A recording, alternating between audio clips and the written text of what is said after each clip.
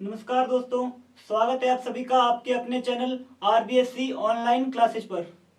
हम कर रहे हैं आपकी कक्षा 11th का जो चैप्टर है संबंध एवं फलन, और उसकी अपने चल रही है विविध प्रश्नावली।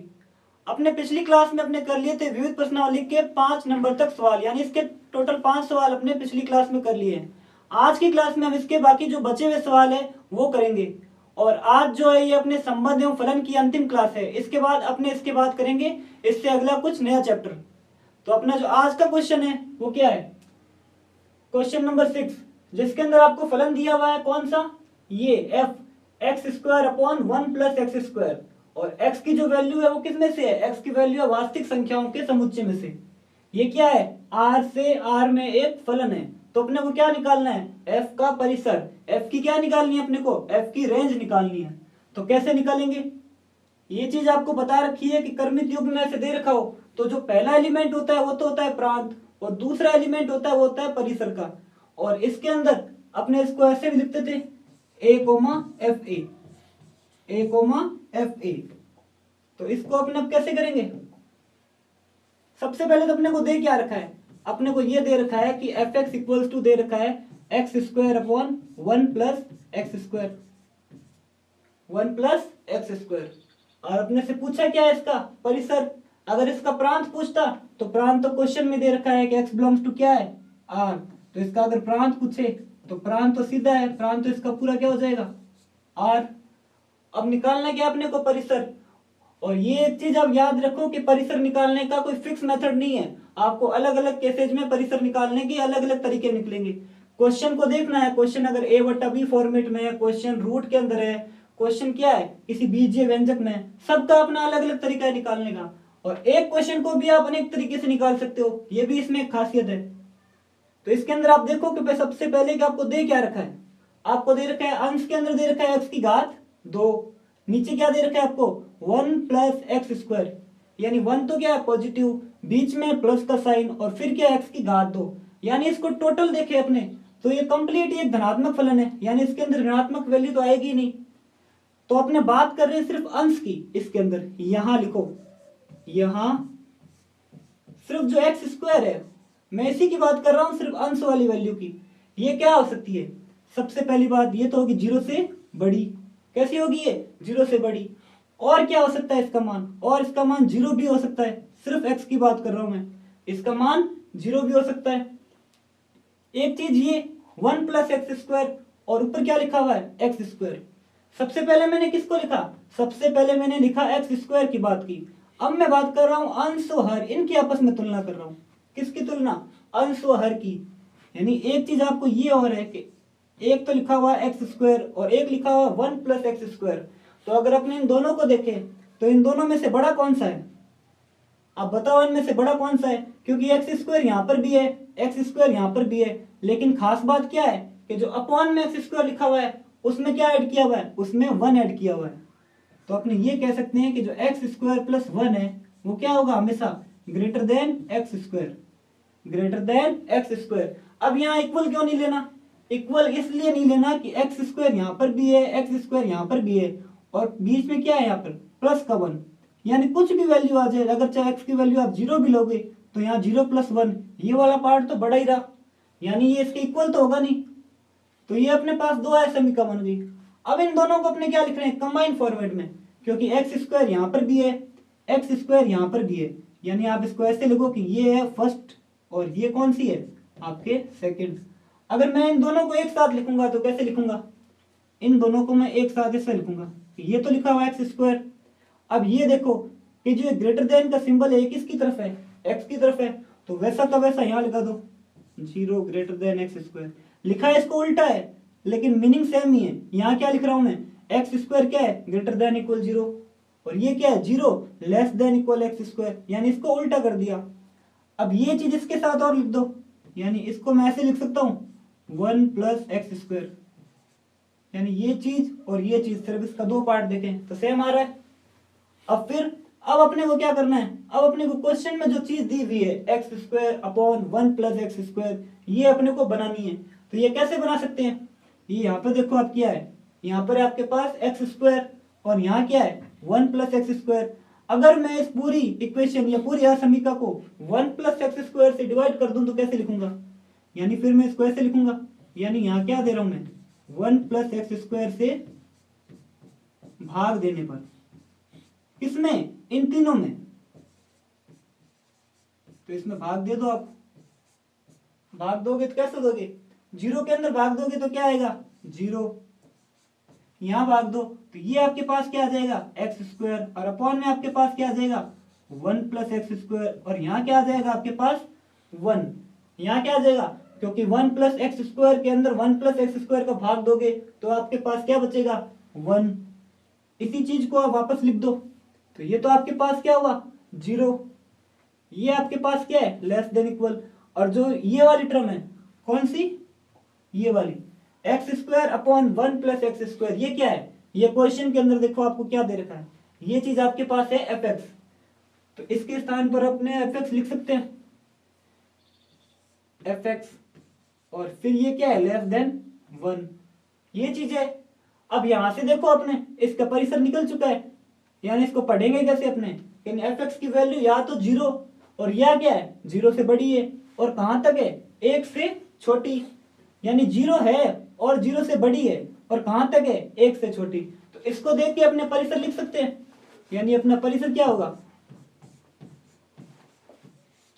अब वही बात कि आपको देखना है कि कहाँ इक्वल लगा हुआ है और कहाँ इक्वल नहीं लगा हुआ है, तो जहां इक्वल लगा हुआ है वहां तो आपको लिखना है बड़ा ब्रैकेट, तो इसका परिसर हो जाएगा, जैसे मैंने यहाँ पे लगा हुआ है इक्वल, तो ये 0 से इसकी स्टार्टिंग है और इसकी लास्ट वैल्यू कहाँ है, इसकी लास्ट वैल्यू अपने 1 तक, और 1 पर क्या इक्वल नहीं है तो यहाँ छोटा ब्रैकेट लगा दो, तो ये आपके पास इसका क्या आ गया, ये आपके पास इसका आ गया परिसर।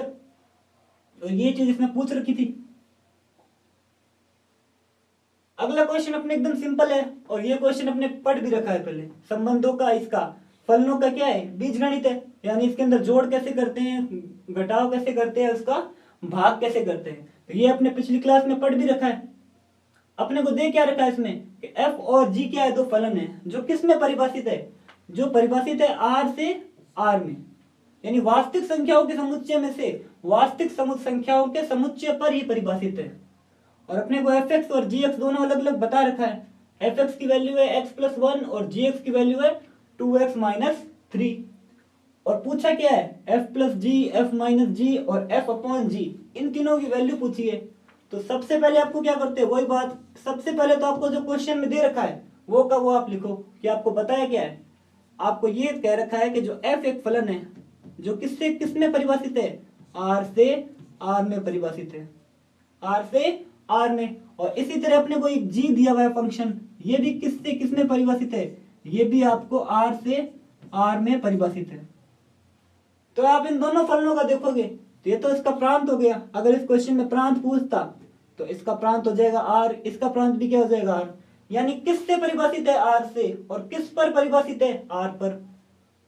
अब आप बता दो कि आपको fx और gx क्या दे रखा है, fx आपको दे रखा है x+1, यानी fx की वैल्यू दे रखी है x+1, और आपको जो gx है इसकी वैल्यू आपको क्या दे रखी है, gx की वैल्यू आपको दे रखी है 2x-3, gx की वैल्यू आपको दे रखी है 2x-3, ये दोनों चीज अपने को दे रखी है।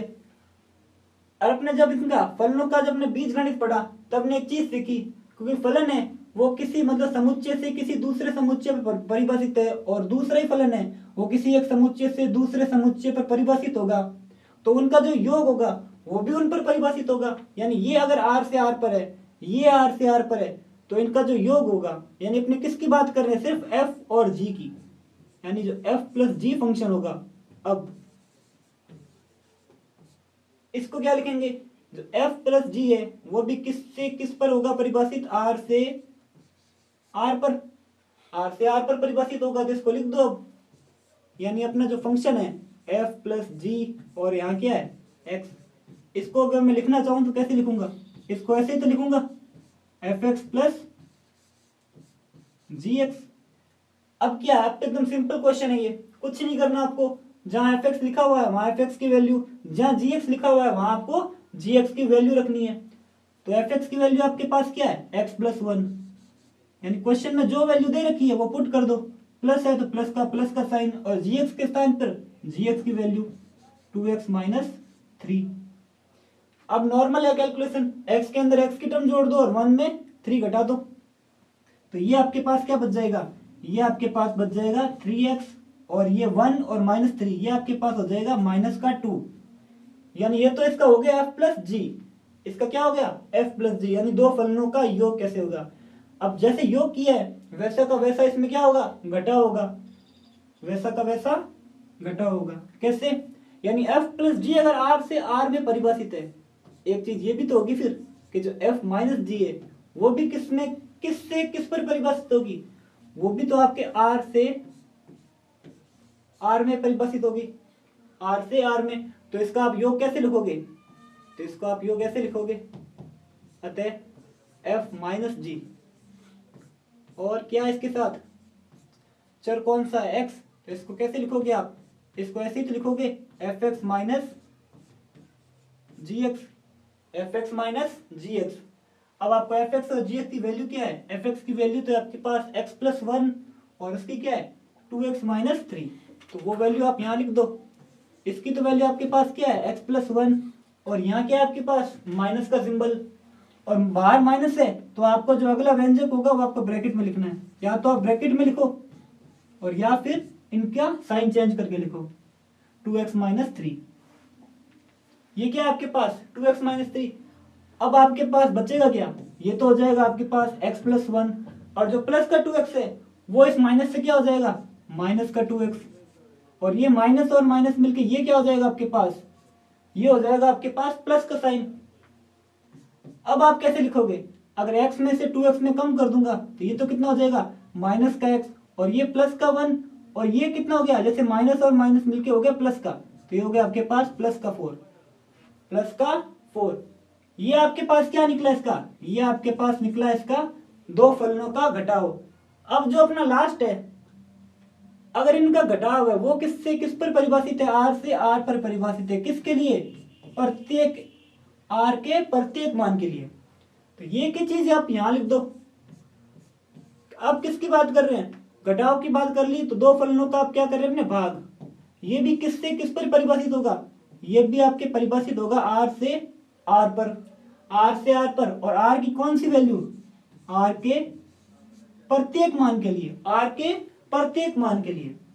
तो आप ये चीज यहां रखो, यानी आपको एफ एक्स और जी एक्स जो दे रखा है उन्हीं को क्या करना है अपने को क्वेश्चन में।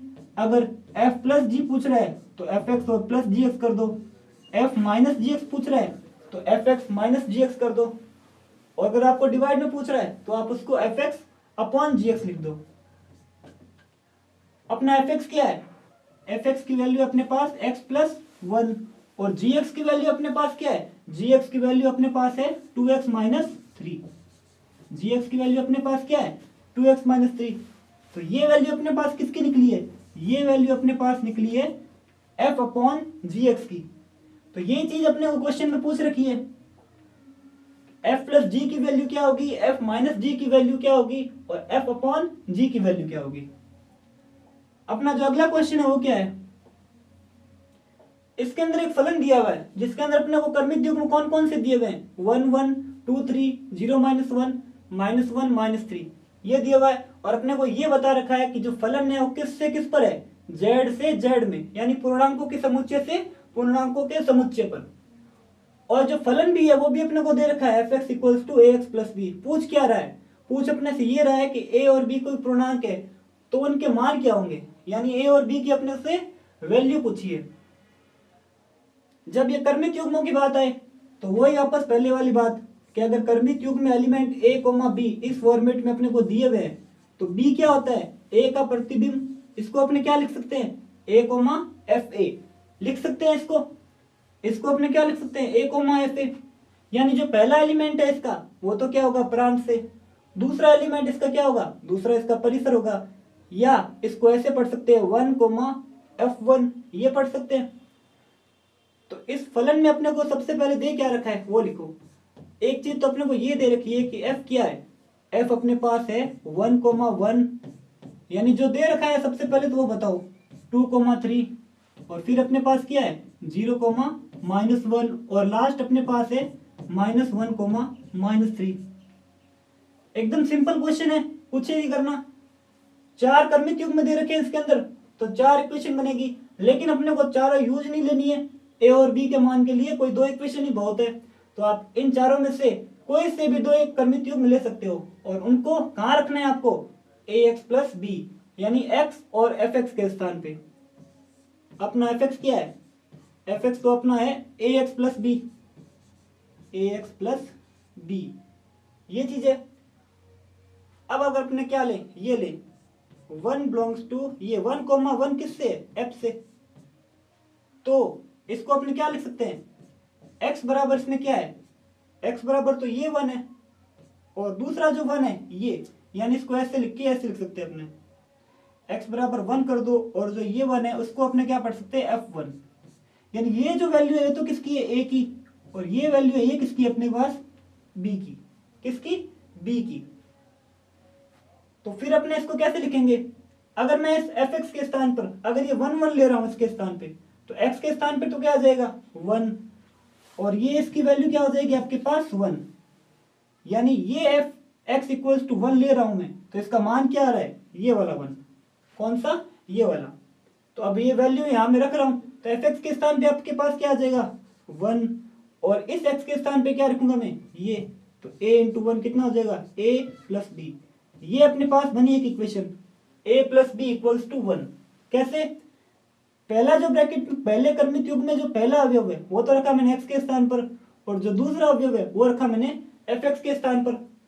अब इसी तरह अगर मैं इन तीनों में से अगर इसको लूं, क्योंकि इसमें इसको क्यों ले रहा हूं, क्योंकि इसमें एक 0 दिया हुआ है, इससे अपनी इक्वेशन जो है एकदम इजी बनेगी। कैसे, यानी fx के स्थान पर तो अपने पास क्या आ जाएगा, यानी इसी क्वेश्चन को अपने आगे ले, अब कौन सा ले रहे हैं अपने, 0, -1, ये वाला ले रहे हैं,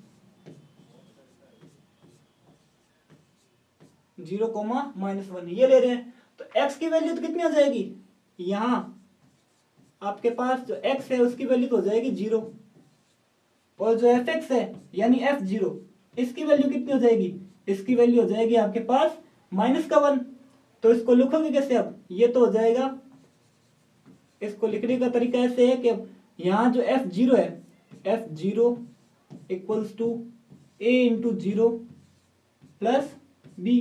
अब f0 की अपने पास वैल्यू क्या है, -1, और -1 a इंटू 0 ये कैसा हो जाएगा, ये तो हो जाएगा 0, तो प्लस का b, यानी आपके पास b की डायरेक्ट वैल्यू निकल गई कितनी, -1। तो अब इस b की वैल्यू को आप कहां रखोगे, इस b की वैल्यू को जो आपकी इक्वेशन फर्स्ट है a plus b equals to 1 यहां रख दो। इस b की वैल्यू को, यानी जो b का मान है वो कहां रख रहे हो आप, b का मान किस में रख रहे हो, इक्वेशन फर्स्ट में, फर्स्ट में रख दो। तो फर्स्ट में रखने पर आपके पास किसकी वैल्यू प्राप्त हो जाएगी, फर्स्ट में रखने पर आपके पास a की वैल्यू आपके पास प्राप्त हो जाएगी। तो ये क्या हो जाएगा, 1 equals to a plus a -1, a-1, ये प्लस का है और ये क्या है माइनस का, तो टोटल क्या हो जाएगा -1। तो अपने यहां से a की वैल्यू कितनी निकल जाएगी, 2, a की वैल्यू अपने पास कितनी निकल जाएगी, 2। कैसे, प्रत्येक क्रमिक युग्म में जो पहला एलिमेंट है वो तो आपको रखना है x के स्थान पर, दूसरा एलिमेंट रखना है आपको fx के स्थान पर, और कोई भी 2 क्रमिक युग्म में से ले लो और 2 इक्वेशन बनेगी, उन दोनों इक्वेशनों को आप सॉल्व करोगे तो a और b की आपके पास वैल्यू आ जाएगी। अब अपने पास अगला क्वेश्चन दिया हुआ है और एक संबंध दिया हुआ है जिसके अंदर एलिमेंट कैसे हैं, a, b इस क्रमिक युग्म में, जहां जो a और b है वो नेचुरल नंबर में से है, वो किस में से है, प्राकृत संख्याओं में से है, और एक कंडीशन और दी हुई है साथ में कि जो पहला अवयव है वो किसके बराबर है, दूसरे अवयव के वर्ग के बराबर, दूसरे अवयव के वर्ग के बराबर। ये चीज अपने को दे रखी है, और ये किस से किस पर परिभाषित है, n से n में एक संबंध r है। क्या निम्नलिखित कथन सत्य है, यानी अपने को ये जो 3 कथन दिए हुए हैं अब ये बताना है कि ये सत्य है या नहीं है। अपना जो पहला कथन है वो क्या है, पहला कथन ये पूछ रहा है कि a, बिलोंग्स टू r, सभी a बिलोंग्स टू n, यानी प्रत्येक प्राकृत संख्या के लिए क्या यह कथन सत्य है, किस पर सत्य है, जो अपने को संबंध दे रखा है। तो सबसे पहले तो अपने को संबंध दे क्या रखा है, यहाँ वो लिखो, अपने को दे रखा है r इक्वल्स टू, यानी क्रमिक युग्म किस फॉर्मेट में, a, b में, और यहाँ पर ए और बी है क्या, ए और बी यहाँ पर है प्राकृत संख्याओं के समुच्चय में से। और उसके बाद अपने को कंडीशन क्या दी हुई है इसके अंदर, कंडीशन ये दी हुई है कि ए बराबर क्या है बी स्क्वायर, ए बराबर बी स्क्वायर, यानी जो पहला एलिमेंट है वो दूसरे एलिमेंट के वर्ग के बराबर है। ये चीज अपने को यूज लेके चलनी है और ये बताना है कि प्रत्येक a comma a belongs to R, सभी ए बिलोंग्स टू एन के लिए क्या है, सत्य है या असत्य है। ए कोमा ए में एलिमेंट कैसे आएंगे पहले तो ये बताओ। ए कोमा ए में आपके जो एलिमेंट है वो इस फॉर्मेट में आएंगे, यानी 1,1 2,2, यानी जो पहला एलिमेंट है वही आपके पास क्या होना चाहिए, दूसरा एलिमेंट। और ऐसे एलिमेंट कहां तक लेने हैं, प्रत्येक लास्ट प्राकृत संख्या तक, यानी n तक मान लो आप। इसको आप कहां तक लोगे, n तक। यानी ये जो कंडीशन है a equals to b square, ये इन सभी में लागू होनी चाहिए। तो इन सभी में लागू हो सकती है क्या, सबसे पहले तो अभी आप देखो ये जो पहला एलिमेंट है वो क्या दूसरे एलिमेंट के वर्ग के बराबर हो सकता है क्या, 1 हो सकता है। 1 बराबर क्या होगा, 1 का स्क्वायर। लेकिन अगला एलिमेंट अपना जैसे ही 2 लेंगे तो 2 बराबर क्या 2 स्क्वायर होता है क्या, यानी 2 4 के बराबर होता है क्या, 2 4 के बराबर नहीं होता है। तो ये पहला जो कथन होगा वो असत्य होगा। तो ये चीज इसके अंदर लिख दो। अगर अपने यहाँ ये वाला एलिमेंट ले, कौन सा, 1,1 लेने पर, 1,1 लेने पर क्या हो गया। एक चीज और, इसके अंदर आप इसको ऐसे मत पढ़ना कि a कोमा a दिया हुआ है तो आप पहले a के स्थान पर भी बी स्क्वायर रख दो, दूसरे a के स्थान पर भी आप क्या रख दो, बी स्क्वायर रख दो, तो ये b square comma b square हो जाएगा, फिर तो ये सत्य होगा। इसको ऐसे नहीं पढ़ना। इसको पढ़ना कैसे है, यानी आप जो वैल्यू ले रहे हो वैसे ले रहे हो, 1,1 2,2, यानी जो पहला अवयव है वही दूसरा अवयव है। तो ऐसी वैल्यू जितनी भी होगी उन सभी की बात कर रहा है ये, उन सभी के लिए क्या यह कथन सत्य है क्या, इस संबंध के लिए, इस संबंध के लिए यह कथन सत्य है क्या। जैसे अपने 1,1 ले रहे हैं तो 1 पर तो क्या है ये, 1 बराबर क्या होगा 1 का स्क्वायर, a बराबर बी स्क्वायर से, तो ये तो सत्य हो जाएगा। इसके लिए तो क्या है ये सत्य है। अब जैसे ही अपने 2,2 ले रहे हैं, क्या ले रहे हैं 2,2, 2,2 लेने पर क्या होगा, पहला एलिमेंट क्या है 2 और फिर क्या है इसका स्क्वायर, तो ये क्या इसके बराबर होता है क्या, 2 4 के बराबर नहीं होता है। तो अपने ये चीज इसमें लाइन लिख दो। अतः जो a कोमा a है ये कहां से ले रहे हैं अपने, बिलोंग्स टू r। ये एलिमेंट तो अपने किससे ले रहे हैं, a बिलोंग्स टू r, और ये किसके लिए सत्य है, सभी a बिलोंग्स टू n। ये पूछ रहा है क्या इसके लिए सत्य है या असत्य है। अतः a कोमा a जो है n के सभी मान के लिए सत्य नहीं है, n के सभी मान के लिए सत्य नहीं है। क्यों नहीं है, क्योंकि 1 के लिए हो रहा है, 2 के लिए नहीं होगा, और 2 से आगे 3 ले लो आप, 3 के लिए भी नहीं होगा। 3 क्या 9 के बराबर होगा क्या, असत्य है। 1 के लिए तो हो जाएगा, 1 के वर्ग के बराबर होगा, लेकिन 1 से आगे आप जैसे बढ़ोगे 2 पर जाओगे 3 पर जाओगे तो ये चीज आपके पास नहीं आएगी। यानी 2 हमेशा 4 के बराबर नहीं होता, कभी नहीं होता, और ना ही 3 किसके बराबर होता है 9 के। तो ऐसे ही आप n तक संख्या लोगे तो वो क्या पहली संख्या दूसरी संख्या के वर्ग के बराबर होगी क्या, नहीं होगी। तो ये चीज होगी अपना इसका फर्स्ट पार्ट। इसका सेकंड पूछ रहा है अपने से कि a कोमा b किससे है, r से। अगर a कोमा b r से है तो क्या b कोमा है, यानी इसको विपरीत लिख रहा है, b को पहले, ये भी क्या r से होगा क्या, ये चीज अपने से पूछ रहा है। तो ये क्वेश्चन इसके अंदर अपने चेक कर लो। अब इसका कर रहे हैं अपने सेकंड पार्ट। सबसे पहले तो ये याद रखो आर के अंदर आपको जो कंडीशन दे रखी है वो क्या दे रखी है, यानी a कोमा b, ये तो क्या दे रखी है आपको, क्रमिक युग्म। और साथ में आपको ये बता रखा है कि जो a और b है वो किससे बिलोंग कर रहे हैं, n से, और a बराबर क्या है बी स्क्वायर। a बराबर क्या है आपके पास बी स्क्वायर। अब अपने क्या ले रहे हैं, ये ले रहे हैं a कोमा b। अगर ये r से बिलोंग कर रहा है यानी इसी को ले रहे हैं तो इसका मतलब क्या होगा, इसका मतलब तो ये होगा कि a बराबर क्या हो जाएगा बी स्क्वायर। यानी यहां तो जो क्वेश्चन में दे रखा है वही लिख रहा हूं मैं, a बराबर क्या हो जाएगा आपके पास बी स्क्वायर। इससे अगर आप b की मान निकालोगे, यानी इससे अगर आप b का मान निकाल रहे हो, किससी वैल्यू b की, तो b बराबर क्या आ जाएगा रूट a बराबर अगर बी स्क्वायर है तो b बराबर क्या हो जाएगा रूट a। और ये चीज अगर इसमें ले b comma a, b comma a belongs to R, ये चीज अगर अपने ले तो इसका मतलब तो ये हुआ ना कि बी बराबर ए स्क्वायर, ये होना चाहिए। लेकिन अपने तो बी बराबर क्या आ रहा है, रूट ए आ रहा है, तो ये चीज यहां लिख दो। अगर बी कोमा ए लेने पर, बी कोमा ए लेने पर जो बी है वो क्या होगा, not equals to a square, b क्या होगा, ए स्क्वायर के बराबर नहीं होगा। क्यों नहीं होगा, यहां लिख दो, क्योंकि बी का मान कितना है, बी का मान तो निकलेगा रूट ए, बी का मान आपके पास क्या निकलेगा, रूट ए। यानी अगर ए बी स्क्वायर के बराबर है तो बी की वैल्यू क्या आ रही है, रूट ए आ रही है। लेकिन जैसे इसको अगर अपने उल्टा ले रहे हैं तो उल्टा लेने पर तो कहने का मतलब ये है कि बी ए स्क्वायर के बराबर आना चाहिए, लेकिन बी ए स्क्वायर के बराबर नहीं आ रहा है। तो ये भी कथन आपके पास क्या है, कथन क्या है, असत्य। ये कथन भी आपके पास असत्य। इसका जो अगला पार्ट है वो अपने से क्या पूछ रहा है, अगला पार्ट अपने से पूछ रहा है कि अगर एपी है वो किससे बिलोंग कर रहा है, आर से, बीसी कर रहा है आर से बिलोंग, तो क्या एसी भी है आर से बिलोंग करेगा क्या, ये चीज अपने से पूछ रहा है। इसको भी सोल्व कर लो। ये अपना आर हो गया आपस वही कि आर बराबर क्या है, a comma b, a b belongs to N और ए बराबर बी स्क्वायर। तो सबसे पहले तो आपको ये चीज लिखनी है आपस, इसी चीज को। उसके बाद आपने क्या दिखा रहा है कि अगर a comma b belongs to R ले तो क्या हो जाएगा, तो इसको अपने पढ़ेंगे ए बराबर बी स्क्वायर, ए बराबर क्या पढ़ेंगे, बी स्क्वायर। अब ले फिर b comma c belongs to R, तो फिर इसको क्या पढ़ेंगे अपने, इसको ऐसे पढ़ेंगे बी बराबर सी स्क्वायर, यानी जो पहला एलिमेंट है वो दूसरे एलिमेंट के क्या है, वर्ग के बराबर। इसको आप दे दो इक्वेशन फर्स्ट और इसको दे दो सेकंड।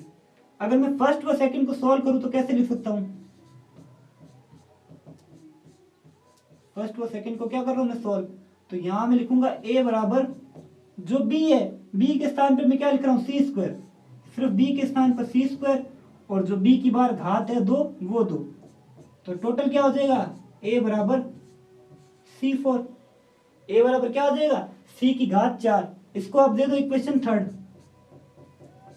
अब क्वेश्चन में अपने से लास्ट क्या पूछ रहा है कि ये दोनों तो है ए बी और बी सी, अगर ये आर से बिलोंग कर रहे हैं तो क्या इसका मतलब ये होगा कि ए और सी है ये भी क्या आर से बिलोंग करेगा क्या।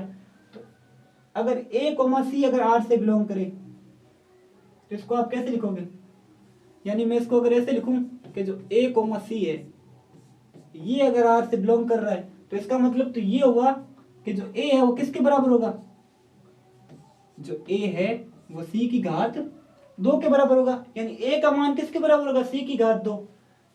लेकिन ये क्या है, इक्वेशन थर्ड का विरोधाभास है, जो कि जो थर्ड इक्वेशन है उसका क्या है, विपरीत है।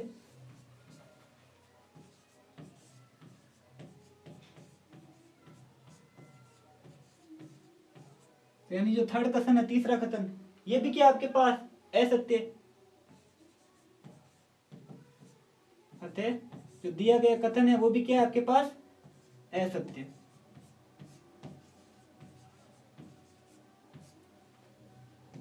तीनों के तीनों इसके अंदर अपने क्या निकले हैं, असत्य निकले कथन। सबसे पहला क्या था, ए कोमा ए, यानी 1 1 2 2 3 3, क्या ऐसे सभी मानों के लिए जो दिया गया संबंध है वो सत्य, ये पूछ रहा था। तो 1 1 पर तो वो सत्य हो रहा था, लेकिन उससे अपने अगले जैसी वैल्यू ले 2 और 3 तो उस पर वो सत्य नहीं हो रहा है। उससे अगला था अपना, अगर ए बी किससे बिलोंग कर रहा हो, ए बी अपने बिलोंग कर रहा हो आर से, तो इसका मतलब जैसे उल्टा ले रहे हैं बी कोमा ए, क्या यह भी आर से बिलोंग करेगा, तो यह नहीं करेगा, क्योंकि ए बराबर तो क्या हो जाएगा आपके पास बी स्क्वायर, और बी की वैल्यू आपके पास फिर कितनी निकली, बी की वैल्यू आपके पास निकली रूट ए। लेकिन जैसे अगर इसमें उल्टा लेंगे इसका बी कोमा ए, ये अगर आर से बिलोंग लेंगे तो इसका मतलब तो ये हुआ बी बराबर ए स्क्वायर, जो कि अपने नहीं आ रहा है ऐसा, तो ये भी कथन क्या हो गया, असत्य। थर्ड इसका क्या था, ए बी अगर आर से बिलोंग कर रहा है तो ए बराबर B square, B C R से बिलोंग कर रहा है तो बी बराबर सी स्क्वायर। अपने इक्वेशन फर्स्ट और इक्वेशन सेकंड से अपने इसकी ए की वैल्यू निकाली, कैसे, यानी जहां बी लिखा हुआ था वहां सी स्क्वायर कर दिया, तो ए बराबर क्या आ गया अपने पास, ए बराबर आ गया अपने पास C4। और अगर अपने थर्ड क्रमिक युग्म ए कोमा सी ये ले तो ए बराबर क्या होना चाहिए, सी स्क्वायर होना चाहिए, जो कि क्या है, इक्वेशन थर्ड है उसका विपरीत है। अतः यह भी कथन कैसा होगा आपके पास, असत्य। नेक्स्ट क्वेश्चन आपके पास ये है कि आपको दो समुच्चय दे रखे हैं ए और बी। ए क्या है 1 2 3 4 और बी क्या है 1 5 9 11 और 15 16 और एफ अपने को एक फलन दिया हुआ है क्रमित युग्मों के रूप में 1,5 2,9 3,1 4,5 और 2,11। क्या निम्नलिखित कथन सत्य है? कौन कौन से? पहला तो पूछ रहे हैं एफ है जो ए से बी में क्या है संबंध है, एफ क्या है ए से बी में एक संबंध है। और सेकंड क्या पूछ रहे हैं एफ क्या है ए से बी में एक फलन है। तो अपने को यह बताना है कि ये दोनों कथन है सत्य है या असत्य है। तो सबसे पहले अपने को दे क्या रखा है वही लिखो वापस। एक आपको दे रखा है समुच्चय ए जिसके अंदर एलिमेंट कैसे हैं 1 2 3 और 4, ये चार एलिमेंट आपको दे रखे हैं। समुच्चय बी में आपको क्या दे रखा है? समुच्चय बी में आपको दे रखा है 5 9 11 15 और 16, ये चीज आपको दे रखी है समुच्चय बी में। और जो फलन है वो भी आपको दे रखा है एफ। एफ यहाँ फलन ना होकर एक सिंबल की तरह यूज लो एक बार। एफ क्या है क्योंकि ये तो चीज अपने को दिखानी है 1,5 2,9 3,1 और 4,5 और 2,11।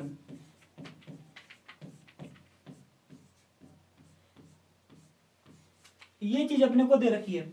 सबसे पहले तो अपने को ये बताना है कि ये संबंध है या नहीं है, और अगर ये संबंध है तो उसके बाद अपने को ये दिखाना है कि ये फलन है या नहीं है। तो सबसे पहले बात, अगर अपने समुच्चय ए और समुच्चय बी ये क्या है दो समुच्चय दिए हुए हैं, इनका अगर अपने कार्तीय गुणनफल निकालेंगे ए क्रॉस बी तो क्या ये जितने भी क्रमित युग्म आ रहे हैं 1,5 2,9 3,1 ये सभी क्या उस कार्तीय के गुणनफल में आ रहे हैं नहीं आ रहे? अगर ये उनमें से आ रहे हैं तो ये संबंध है और नहीं आ रहे हैं तो नहीं है।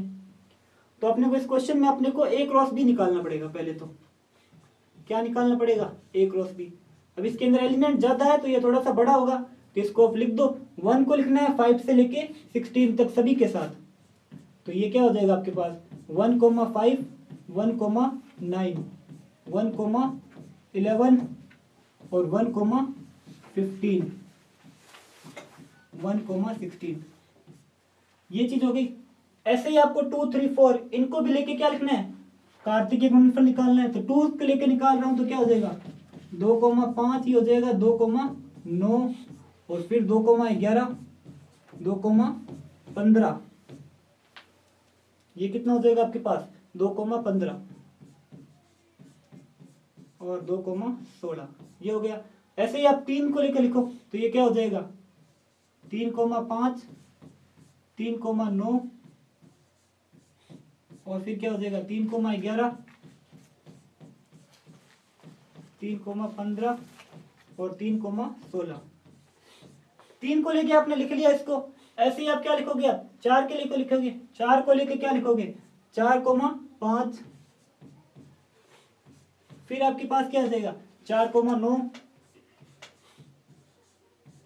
और फिर 4,11 4,15 और लास्ट आपके पास हो जाएगा ये 4,16। ये तो हो गया इसका कार्तिकीय गुणनफल। अब अपने को क्या चेक करना है? अब अपने को ये चेक करना है कि जो अपने को एफ दिया हुआ है ये जो कार इसका क्रमित युग्मों का समुच्चय ये सभी के सभी क्या इसके अंदर है। तो 1,5 इसके अंदर है 2,9 भी इसके अंदर है और फिर इसके अंदर 3,1 भी इसके अंदर है 3,1 इसके अंदर आपके पास इसमें क्या है 2,9 3,1 4,1 4,5 और 2,11 1 2 3 4 ये आपके पास 3,11। अच्छा एक आपके इसके अंदर रह गया, मैंने इसके अंदर लिखा क्या है 3,5 और एक आपके अंदर इसके और आएगा 3,1 तो इस 3,1 को भी आप इसके अंदर साथ में लिख दो यहां पर 3,1 तो जो ये 3,1 है वो भी इसके अंदर है। फिर इसके अंदर क्या है 4,5 आपके इसके अंदर है और फिर 2,11 भी क्या है आपके इसके अंदर है ये रहा। तो सभी के सभी जो क्रमित युग्म है वो क्या है आपके ए क्रॉस बी के अंदर है। तो इसके अंदर आपको ऐसे लिख सकते हो जो एफ है वो क्या है सबसेट है किसका ए क्रॉस बी का। जब एफ अगर सबसेट है ए क्रॉस बी का तो इसका मतलब क्या होगा, एफ क्या है, संबंध है। एफ क्या है, एक संबंध है। और ये अपने से पूछ रहा है अब ये संबंध किससे है, ए से बी के बीच में। अब इससे अगला पार्ट क्या पूछ रहा है, एफ ए से बी में एक फलन भी है या नहीं है, ये चीज अपने को दिखानी है। तो फलन के लिए अपने क्या देखेंगे, फलन के लिए सबसे पहले अपने को ये चेक करना है कि ये वाले जो एलिमेंट है 1,5, 2,9, 3,1, 4,5, 2,11, इसके अंदर आपको ये देखना है कि जो प्रांत के अवयव है वो कहीं रिपीट हो रहे हैं क्या। अगर वो रिपीट हो रहे हैं तो फलन नहीं है। और तो इसके अंदर आप चेक करो 1 बार बार आ रहा है क्या, प्रांत की जगह सिर्फ, तो 1, 2, 3, 4 और 2, यानी एक अवयव है 2, उसके 2 प्रतिबिंब बन रहे हैं। कौन कौन से, 2,9 और 2,11। तो अगर एक ही अवयव के अगर एक से ज्यादा प्रतिबिंब बन रहे हैं तो वो क्या होगा, फलन नहीं होगा। यानी इसका प्रतिबिंब कैसा होना चाहिए, फलन होने के लिए, फलन होने के लिए उसका प्रतिबिंब होना चाहिए आपके पास अद्वितीय। तो यहाँ क्या है, 2 का प्रतिबिंब क्या है 9 और 2 का प्रतिबिंब फिर 11। तो ये चीज आप लिख दो यहाँ पे। सेकंड पार्ट अपने इसका कर रहे हैं। तो सबसे पहले तो आपको क्या उतारना है, जो अपने को फलन दिया हुआ है वो उतारना है। फिर उसके बाद अगली लाइन आपको क्या लिखनी है कि जो यहाँ कौन सा एक अवयव है 2, यहाँ है अवयव 2, इस अवयव 2 के कितने प्रतिबिंब है, अवयव 2 के 2 प्रतिबिंब बन रहे हैं। अवयव 2 के जो प्रतिबिंब है वो कैसे हैं, 2 प्रतिबिंब है। और जो फलन की जो अपनी परिभाषा है उससे जस्ट उल्टा है। फलन की परिभाषा क्या कहती है, यानी प्रांत ए यानी समुच्चय ए के प्रत्येक अवयव का समुच्चय बी में कैसा होना चाहिए, अद्वितीय प्रतिबिंब होना चाहिए। यहाँ अपने अद्वितीय नहीं है, अद्वितीय के स्थान पे 2 प्रतिबिंब है। एक तो आपके पास प्रतिबिंब कौन सा है 9 और एक 11।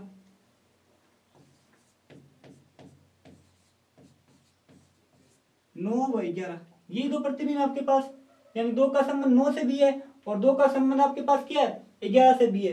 तो यह क्या है, फलन नहीं है। बस आपको इसमें तो परिभाषा लगानी है फलन की और कुछ नहीं करना। अतः f क्या है, फलन नहीं है। एक खास चीज और, अगर अपने से क्वेश्चन में यह कह रहा है कि ये फलन है, पहले से ही कह रहा है कि ये फलन है, और फिर ये पूछे कि अब ये संबंध है या नहीं है, तो इसके अंदर आप ये याद रखो कि प्रत्येक फलन क्या होता है, एक संबंध होता है। प्रत्येक फलन एक संबंध होता है, उसको चेक करने की जरूरत ही नहीं। लेकिन ये पूछे अगर अपने से कि एक संबंध दिया हुआ है, यह फलन है या नहीं है, तो इसके लिए आपको चेक करना होगा। यानी अगर अपने फलन तक पहुंच गए कि वो फलन है तो संबंध जरूर होगा। लेकिन संबंध एक फलन हो यह हमेशा के लिए जरूरी नहीं है, वो फलन हो भी सकता है और नहीं भी हो सकता है। अगला क्वेश्चन अपने से क्या पूछ रहा है कि एफ एक फलन दिया हुआ है जिसके अंदर क्रमिक युग्म कैसे हैं, ए बी और ए प्लस बी। ये क्या है, जहां ए और बी क्या है, जेड से है, यानी पूर्णांकों के समुच्चय में से द्वारा परिभाषित जेड इंटू जेड का क्या है, उप समुच्चय है। क्या एफ जेड से जेड में एक फलन है। अपने उत्तर का ये क्या करना है, उचित यानी इस कारण लिखना है अपने को। अगर फलन है तो क्यों है और नहीं है तो क्यों नहीं है। तो सबसे पहले अपने को दे क्या रखा है वो लिखो। अपने को ये दे रखा है कि f बराबर क्या है, f बराबर अपने को दे रखा है A B comma A plus B, ये चीज दे रखी है अपने को। और साथ में अपने को ये बता रखा है कि जो a और b क्या है वो है z से बिलोंग कर रहा है, ये चीज अपने को दे रखी है इसके अंदर।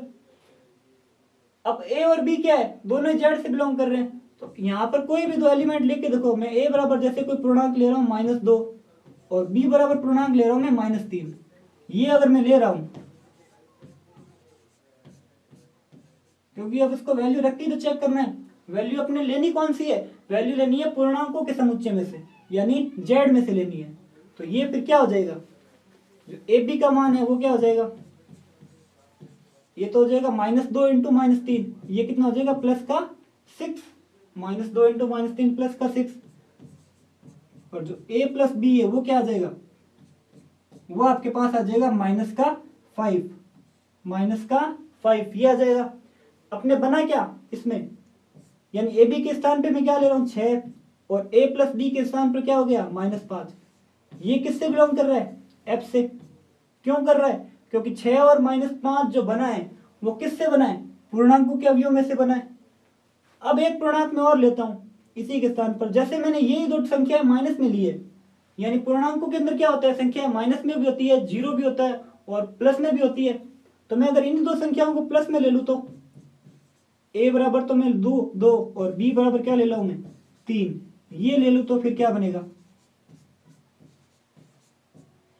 क्योंकि पूर्णांकों में से संख्या, यहाँ पे संख्या तो हमने दी भी नहीं है कि पूर्णांकों में से यही संख्या लेके आपको चेक करना है। आपको सिर्फ ये बता रखा है कि ये पूर्णांकों के समुच्चय में से है a और b, तो अपने कोई भी संख्या ले सकते हैं। जैसे मैंने a और b ली तो अपने पास ए बी क्या बना, ए बी तो 6 बना और a प्लस बी क्या बना, a प्लस बी बराबर 5 बना। यानी ये फिर कैसे लिखोगे इसको, यानी जो 6,5 है ये भी किससे बिलोंग करेगा, ये भी तो f से बिलोंग करेगा। अब ये फलन है या नहीं है, तो इन दोनों को अगर आप देखोगे तो 6 का संबंध किससे है, -5 से, और यहां देखोगे तो 6 का संबंध किससे है, 5 से है। यानी एक अवयव है 6 जिसके दो प्रतिबिंब है, -5 और +5। जब इसके प्रतिबिंब दो आ रहे हैं तो ये क्या नहीं है, एक फलन नहीं है। तो इसको आप लिखोगे कैसे, इसको आप ऐसे लिख दो, यहां जो अवयव कौन सा है 6 के कितने प्रतिबिंब है, दो प्रतिबिंब है। यहां अवयव 6 के प्रतिबिंब एक तो है -5 और एक क्या है +5 है। तो ये क्या है, अतः यह फलन नहीं है। ये क्या नहीं है आपके पास, ये एक फलन नहीं है। फलन की परिभाषा ये कहती है कि प्रांत के प्रत्येक अवयव का क्या होना चाहिए, अद्वितीय प्रतिबिंब होना चाहिए। तो यहाँ पहला अवयव जैसे 6 लिया है, 6 बन रहा है, 6 बन कैसे रहा है, ए बी से, तो इसका संबंध एक तो -5 से भी आ रहा है और इसका संबंध आ रहा है आपके +5 से भी आ रहा है। तो ये क्या नहीं है आपके पास, ये आपके पास फलन नहीं है। अगला क्वेश्चन अगर आपको दिया हुआ है, एक समुच्चय ए दिया हुआ है जिसके अंदर आपके पास एलिमेंट कौन कौन से हैं। इसके अंदर आपके पास एलिमेंट है 9, 11, 12, 13 और अपने को ये बता रखा है जो फलन है वो किससे है, ए से एन पर है। और एफ एन क्या है, एन का महत्तम अभाज्य गुणक द्वारा परिभाषित है। और इससे पूछ क्या रहा है अपने को, इसका परिसर, इसकी रेंज पूछ रहा है। तो इसकी रेंज आप कैसे निकालोगे, सबसे पहले तो आपको दे क्या रखा है वो लिखो कि a इक्वल्स टू मुझे दे रखा है इसमें 9, 10, 11, 12 और 13, ये चीज अपने को दे रखी है। और अपना जो फलन है वो कैसा है, a से n पर। तो पहले जो दे रखा है वो लिखो, यानी f जो फलन है वो किस से किस पर है, ये फलन है आपका a से n पर, ये चीज दे रखी है। और साथ में आपको ये दे रखा है कि जो एफ एन है, एफ एन वो क्या है, एन का महत्तम अभाज्य गुणांक, एन का महत्तम अभाज्य गुणांक, ये चीज अपने को दे रखी है।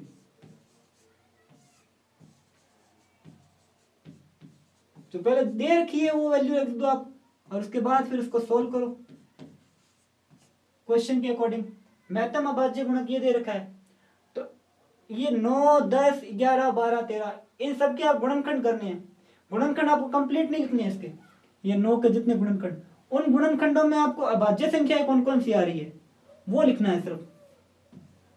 तो मैं यहां क्या लिखूंगा, 9 के अभाज्य गुणक। अगर गुणनखंड होते तो आपको सारे लिखने होते, अगर किसी में सारे बन रहे हैं वो गुणनखंड अगर अभाज्य संख्याओं से बन रहे हैं तब तो आपको सारे लिखने हैं। और अगर कोई अभाज्य संख्या को छोड़कर दूसरी संख्या है तो वो आपको नहीं लिखने हैं। तो इसके 9 के अभाज्य गुणक कौन से हो जाएंगे, 9 का अभाज्य गुणक क्या होगा 3, और इसके फैक्टर क्या होते हैं 3 × 3, तो इसका अभाज्य गुणक क्या हो जाएगा 3। इसी तरह अगर आप 10 का निकालोगे तो इसका, अगर आप 10 का कैसे निकालोगे, ये की लाइन आपको वापस लिखनी है 10 के अभाज्य गुणक, तो ये क्या आ जाएगा आपके पास 2,5, 2,5। फिर आप 11 का निकालोगे तो कैसे निकालोगे, 11 के अभाज्य गुणनखंड, तो 11 का तो 11 ही होगा। और फिर 12 का, 12 का आपके पास होगा 2 और 3, 2 और 3, यानी इसके गुणनखंड कैसे हो जाएंगे 2 × 2 × 3। इसके अंदर आपको क्या लेना है, जो अभाज्य संख्या है यहाँ सिर्फ वही लिखनी है। और 12 के बाद फिर अपना कौन सा है 13, इसके अगर आप अभाज्य गुणक निकालोगे तो वो क्या हो जाएगा आपके पास 13। यानी प्रत्येक के आपको क्या लिखना है, अभाज्य गुणक। अभाज्य गुणक लिखने के बाद क्या करना है, ये द्वारा परिभाषित है, ये फलन है। तो इस फलन को f को a से n पर अपकर्मित युग्मों के रूप में लिखो। कैसे लिखोगे, इसको आपको क्या लिखना है, कर्मित युग्मों के रूप में। कैसे लिखोगे, मैं लिख रहा हूं 9 का अभाज्य गुणक कितना होगा, और एक कंडीशन साथ में ये लगानी है कि f9 क्या है, fn है n का महत्तम अभाज्य गुणक। यानी जब आप इसको इस फॉर्मेट में लिखोगे, कैसे, फलन किस से किस पर परिभाषित है, a से n पर, तो यहाँ पर पहले तो आएगा आपका पास a का एलिमेंट और फिर आपके पास आएगा fn, ये चीज आएगी। तो पहले तो लिखना है आपको a का एलिमेंट, और fn में आपको क्या लिखना है, इनके अंदर जो महत्तम अभाज्य गुणक है वो लिखना है। इसके अंदर महत्तम अभाज्य गुणक क्या होगा, 3, इसके अंदर क्या होगा 5, ये तो 11 ही होगा, इसमें क्या होगा 3 और ये 13। तो ये चीज आपको कहाँ लिखनी है, ये चीज आपको लिखनी है fn के अंदर। तो सबसे पहले आप लिखोगे क्या, f इक्वल्स टू, ये तो हो जाएगा 9,3, इसको आप लिख दो। यानी ये कौन सा है अपना क्वेश्चन 12, तो इसको आप लिखोगे कैसे, f इक्वल्स टू, ये तो आ जाएगा आपके पास पहला 9,3। उसके बाद जो अगला एलिमेंट है वो है आपके पास कौन सा 10। 10 का क्या लिखोगे 10,5 और फिर 11,11, यहां आप लिखोगे 10,5 और फिर ये क्या आ जाएगा 11 का 11,11, ये चीज आएगा। और उसके बाद आप लिखोगे 12 का और 13 का। 12 का आप कैसे लिखोगे, 12 का लिखोगे 12,3 और 13 का क्या लिखोगे 13,13। तो यहाँ 12 का क्या लिखोगे 12,3 और 13 का क्या लिखोगे आप 13,13। अब ये चीज आपके पास बन चुकी है इस क्वेश्चन में। यानी प्रत्येक एलिमेंट 9, 10, 11, 12 और 13, इन सब के आपने अभाज्य गुणक निकाले हैं। तो आपके पास है 9 का 3, 10 का कितना है 2, 5, 11 का 11 और 12 के आपके पास है 2, 3 और 13 का आपके पास आया 13। अब इन अभाज्य गुणक में अपने को क्या लेना है, महत्तम अभाज्य गुणक, यानी जो बड़ा है वो लेना है। तो बड़ा इसके अंदर क्या है, 3 में तो 3 ही होगा, 2, 5 में 5, 11 का 11, 2, 3 में इसमें 3 और 13 का 13। इनको लेके अपने कर्मित युग्म बनाए। अब कर्मित युग्म अपना बन चुका है, अब फिर अपने से क्या पूछ रहा है, इसका परिसर निकालना है। तो इसका परिसर क्या हो जाएगा अपने पास, इसका परिसर होगा अपने पास जो प्रत्येक कर्मित युग्म में जो दूसरे एलिमेंट है, द्वितीय एलिमेंट, उन सभी को आपको एक साथ लिखना है। पहला एलिमेंट क्या होगा, प्रांत का समुच्चय। अगर आप इन सेकंड एलिमेंट को लेके लिखोगे तो वो आपके पास क्या हो जाएगा, परिसर। 3, 5, 11 और 13, 3 इसके अंदर रिपीट हो रहा है तो आपको रिपीट एलिमेंट बार बार नहीं लिखने, रिपीट को छोड़ के फिर लास्ट अपने पास क्या बचा 13। तो इसका आपके परिसर क्या हो गया, ये वाला इसका परिसर हो गया। तो ये अब तक आपकी होगी विविध प्रश्नावली खत्म। और इसी के साथ आपका जो चैप्टर है सेकंड संबंध एवं फलन, वो हो गया आपका कंप्लीट। अब आपको क्या करना है, इस चैप्टर को आपको अच्छे से इसको रिवीजन करना है। और इसके बाद अब अपने मिलते हैं अगली क्लास में एक नए चैप्टर के साथ। तब तक के लिए आप इसी चैप्टर को अच्छे से कवर कीजिए। धन्यवाद।